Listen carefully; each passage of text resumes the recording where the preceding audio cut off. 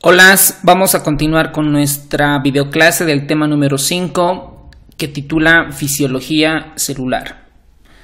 En realidad, fisiología ustedes saben que es función, ¿no es cierto? Es función, fisiología celular, entonces deberíamos estudiar la función de la célula. Pero acá abarca otros conceptos como glucólisis, otras reacciones químicas, glucólisis, ciclo de Krebs, descarboxilaciones oxidativas, etc. Y en realidad debería denominarse el tema metabolismo celular, ¿no? Metabolismo celular. Como introducción vamos a ver que fisiología celular, pues por supuesto es la función de la célula. Vamos a encontrar que interviene en la síntesis, en el catabolismo de moléculas, es decir, producción y destrucción de moléculas con un objetivo final. Transporte de moléculas contra gradientes electroquímicos, esto ampliamente explicado en el transporte de membrana celular. La migración celular, la recepción de señales para conducir a otros sitios celulares, esto en transporte de membrana, por ejemplo, en el corazón, ahí tenemos un gran componente que es el sincitio, gracias a uniones celulares.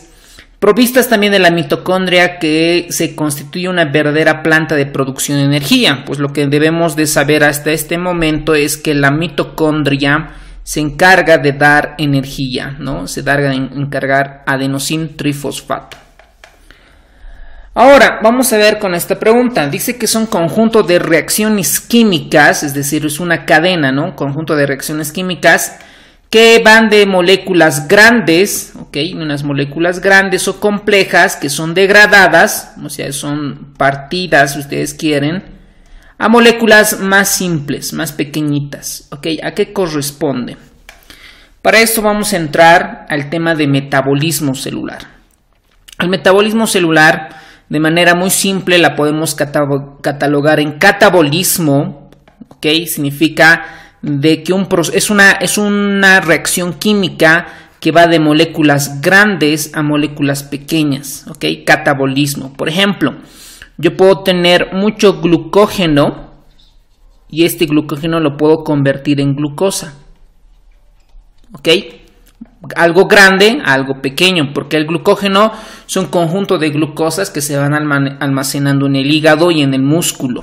Bueno, ahora, este proceso también es un conjunto de reacciones catabólicas que es exergónico. ¿Qué significa? ¿Qué es exergónico? Es decir, que produce más energía de la que consume. Es decir, el proceso del catabolismo produce ATPs, aumenta la cantidad de ATPs. ¿Ok? Muy bien, mientras que el anabolismo va de algo simple para formar a moléculas más complejas. Por ejemplo, podemos tener acá un conjunto de aminoácidos, ¿no? Un aminoácido con enlace peptídico, otro aminoácido, y así sucesivamente puedo ir uniendo varios aminoácidos hasta llegar a formar proteínas. Entonces este proceso se llama anabolismo y este es un fenómeno que es endergónico, es decir, que consume ATPs, ¿ok? Consume ATPs. Muy bien, entonces si vamos, aquí tenemos algunos ejemplos de catabolismo. Por ejemplo, habíamos comentado que del glucógeno, para que se convierta a glucosa, es un proceso, pues básicamente de catabolismo. Pero esta glucosa también se puede derivar o va a llegar hasta el piruvato o el ácido pirúvico. Entonces también se va a partir en dos ácidos pirúvicos. Entonces eso es catabolismo, ¿no? Lo voy a partir, lo voy a destruir, pero con el objetivo de generar ATPs, como ustedes ven en la imagen claramente. Mientras que el anabolismo es crear, ¿no? Conjunto de aminoácidos, proteínas. Aquí tenemos otro ejemplo que es la gluconeogénesis. Gluco, azúcar, neo, nuevo, génesis, formación de nueva glucosa, ¿no? A partir de lípidos, de proteínas y otros componentes. Hay otro término que también no está en el texto, pero es bueno recordar lo que es el anfibolismo, y esto lo vamos a explicar en la clase presencial, qué es un anfibolismo, cuáles son los ejemplos de anfibolismo, etcétera, aunque pues no está en su libro. Ahora, tenemos una imagen en su texto, por ejemplo, cómo se realiza el catabolismo. Por ejemplo, las grasas, que son los lípidos, las carnes, que son las proteínas, los cereales, las harinas, el pan, que son carbohidratos, ¿no? Luego tenemos algunos componentes en frutas y verduras compuestos por vitaminas, minerales, etcétera, y estos al final se van a hacer un proceso de catabolismo para generar ATP, para que nuestras células tengan suficiente energía. Acá tenemos otro ejemplo de moléculas complejas, que son los carbohidratos, lípidos y proteínas. Se forman a moléculas mucho más simples. Por ejemplo, miren acá cómo el carbohidrato lleva hasta la hexosa, el ácido pirúvico, y va a la acetilcoenzima A para entrar al ciclo de Krebs. Lo mismo pasa con las grasas, el aceite, por ejemplo, pues el pollo frito, etcétera. El cuerito, si vale el término, pues tiene mucho lípido, ¿no? Tiene muchos ácidos grasos. Y algunos van a tener glicerol y ácidos grasos que van a ir también a formar acetilcoenzima A e ir al ciclo de Krebs. Lo mismo pasa con los aminoácidos, ¿no? Por ejemplo, ¿qué proteínas tenemos? La carne, ¿no? La carne de res, la carne de pollo, etcétera, son proteínas que están formadas por aminoácidos que también participan para la generación de moneda energética, que es el ATP. Ahora, conjunto de reacciones químicas de moléculas grandes, complejas, que son degradadas a más simples, de más grande, más simple, pues por supuesto es catabolismo. Ahora, consiste en conjunto de reacciones químicas que combinan moléculas simples para formar moléculas complejas. Eso es anabolismo, ¿no es cierto? En conjunto la reacción catabólica es exergónico, ¿ok?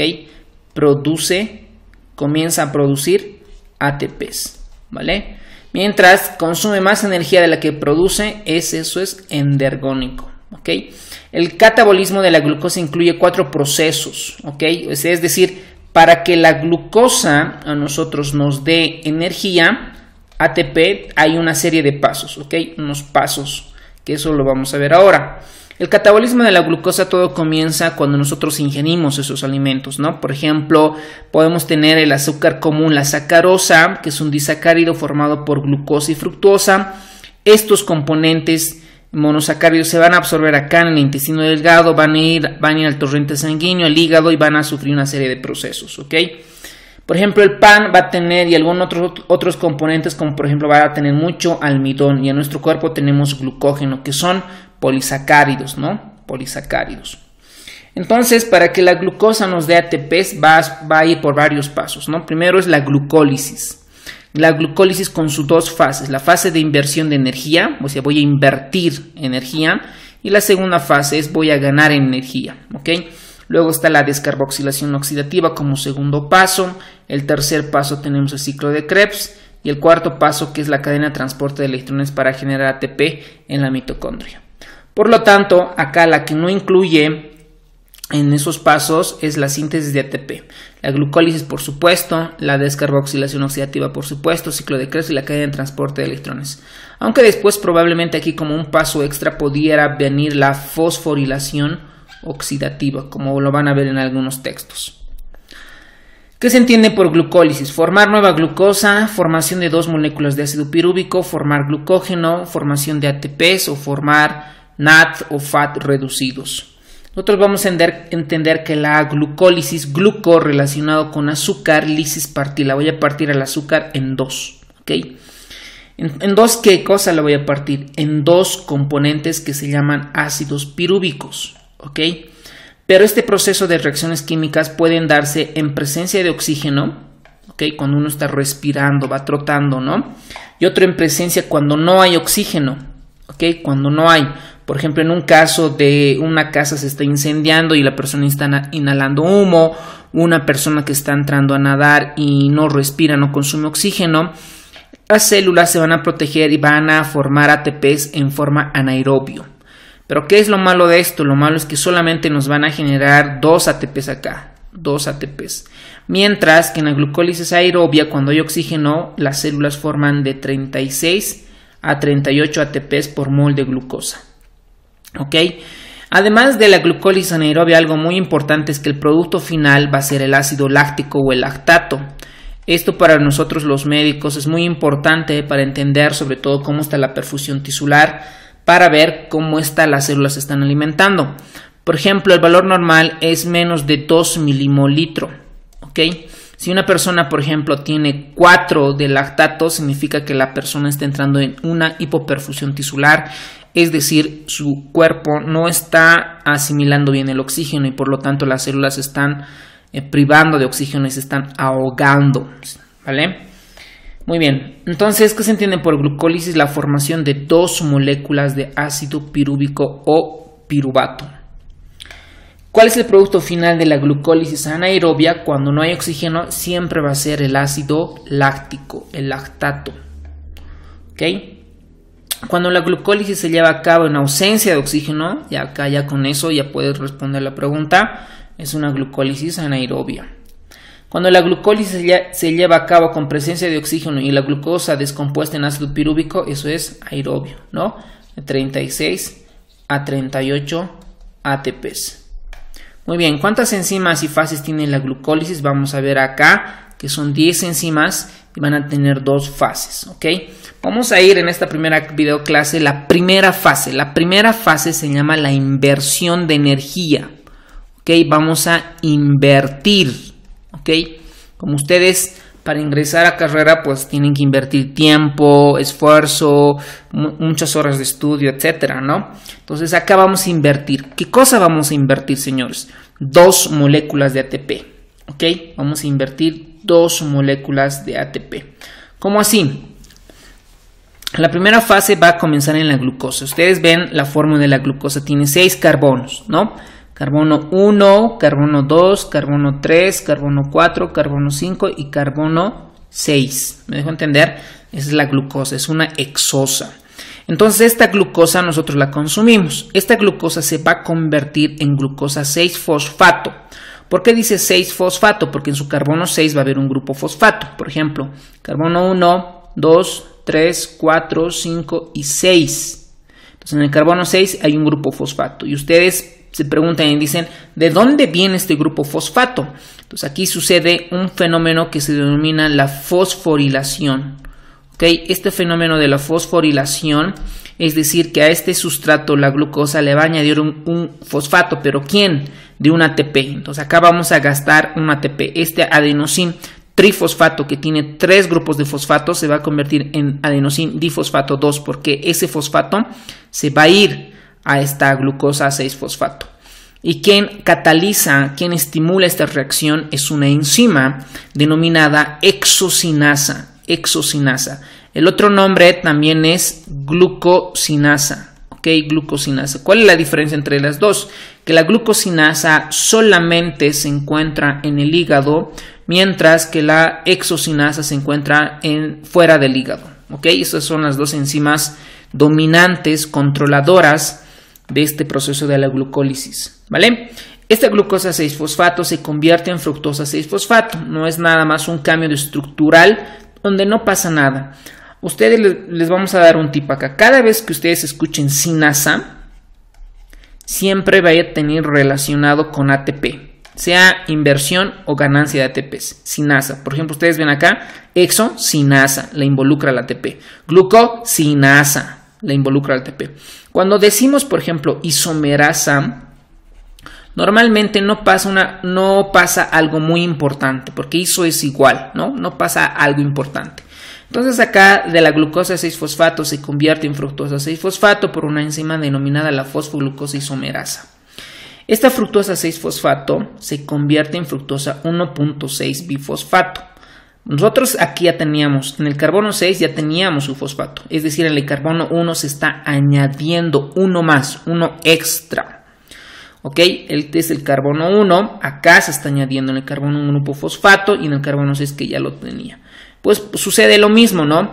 Este fosfato va a venir del segundo ATP, porque nosotros habíamos dicho vamos a invertir 2 ATPs, ¿no? 2 ATPs. Entonces acá ya viene el segundo ATP. Entonces, por la enzima, la fosfofructosa sinasa, como ustedes verán, acá dice sinasa, siempre involucra ATPs. En este caso, como estamos en la primera fase de inversión de ATPs, va a haber gasto de ATPs. Entonces, viene una enzima que es la fructosa bifosfato aldolasa o simplemente aldolasa, que la parte hasta la fructosa 1.6 bifosfato. La parto en 2, en partes iguales. Si esta tenía 6 carbonos, esta va a tener 3 carbonos. Un carbono, 2 carbonos, y 3 carbonos. Esta se va a denominar la fosfato hidroxiacetona y la otra la gliceraldehído 3-fosfato. ¿Ok? Ahora, esta va a ir su camino con la siguiente glucólisis, pero esta fosfato hidroxiacetona también se convierte en gliceraldehído 3-fosfato. ¿Ok? Por una enzima denominada la triosa fosfato isomerasa. Entonces esta gliceraldehído 3-fosfato igual va a seguir su camino. Entonces por eso al final, cuando va a terminar el ácido pirúvico, por eso se dice que por cada mol de glucosa, por esta glucosa, se van a generar 2 moléculas de ácido pirúvico o piruvato. ¿Ok? Porque esta al final va a llegar a ácido pirúvico y esta también al final su ácido pirúvico. Bueno, esa es la primera fase. Entonces hemos invertido 2 ATPs. Ahora vamos a resolver algunas preguntas. ¿Cuántas enzimas tiene? Pues 10 enzimas y 2 fasos. La fosforilación de la glucosa se da por qué enzima. Entonces aquí nos están hablando de la glucosa, ¿no? Porque hay otra fosforilación que es de la fructosa 6-fosfato. Entonces acá nos están preguntando exclusivamente de la glucosa. Entonces acá simplemente es la glucosinasa o la hexosinasa. Ya la diferencia ya la comentamos, ¿ok? Siempre recuerden sinasa. Ahora, la glucosa 6-fosfato se convierte en fructosa 1.6 o bueno, un fructosa 6-fosfato, pues donde no hay cambio estructural como tal, ¿no? Simplemente es una iso, entonces tienen que buscar iso, algo que sea igual, algo que no pase nada. Por lo tanto va a ser la respuesta B, ¿vale? Muy bien. La fructosa 6-fosfato se convierte en fructosa 1.6 bifosfato. Entonces aquí la 6 ya la tenía esta y se añade este extra 1, ¿no es cierto? Entonces tienen que buscar todo lo que sea sinasa. Entonces acá la hexosinasa ya lo vimos en la primera parte, la primera enzima, y la siguiente es la fosfofructosinasa, que es el inciso C, ¿vale? Muy bien. La fructosa 1.6 bifosfato se rompe en 2, ¿no? Habíamos dicho que esta fructosa 1.6 bifosfato se parte en 2. En una, la fosfato de hidroxiacetona, y otra la gliceraldehído 3-fosfato. La enzima que esta es principalmente la aldolasa. ¿Ok? La aldolasa es la que se encarga de eso. Ahora, la fosfato de hidroxiacetona se convierte en gliceraldehído 3-fosfato, es decir, en su gemelo, por la acción de una enzima denominada la isomerasa. ¿Ok? La fosfato isomerasa, triosa isomerasa. Bueno, después viene la segunda fase donde se gana energía, ¿ok? Que es la fase de la glucólisis, la fase de la ganancia. La primera fase, debemos recordar que la primera fase, en la fase de inversión, se da en el citosol, ¿no? Se da en el citoplasma de la célula. Mientras que la segunda fase ya de ganancia de ATPs, principalmente se va a dar en la mitocondria, ¿ok? En todo lo que ustedes conocen. Bueno, esto es acá hasta la primera parte. Pues cualquier pregunta o duda lo pueden hacer en nuestro grupo de estudio y muchas gracias por ver esta clase.